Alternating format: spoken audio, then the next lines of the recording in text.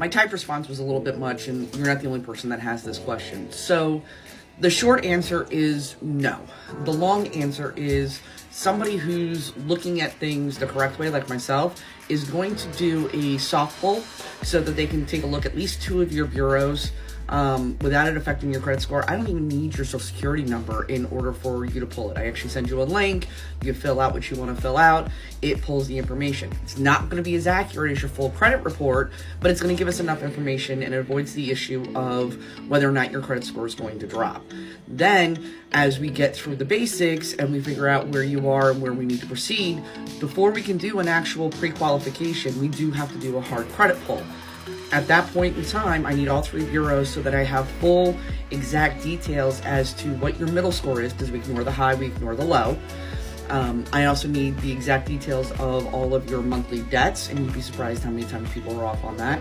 And unfortunately, the automatic underwriting system will not take soft pulls, they will only take hard inquiries. But I always start off with a soft pull so that we can avoid that issue. But back after the housing crisis, they changed the way that mortgage inquiries affect your credit score. Because again, you can get 3 to 5 credit cards or 3 to 5 cars, not that you would want to, within a single day. And if somebody steals your identity, they're going to go out and do some crazy stuff. Because those types of things, they don't vet your identity as much as we do when it comes to getting a mortgage. There's a lot more openness for fraud.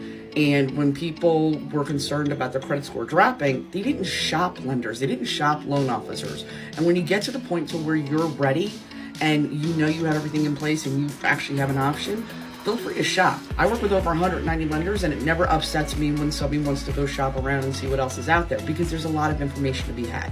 There's a lot of puzzle pieces that have to be put together. That's my job, is to put the puzzle pieces together. It's part of the reason why I work for the brokerage that I work for, because I have more ways to say yes and more ways to get it done that suits your situation.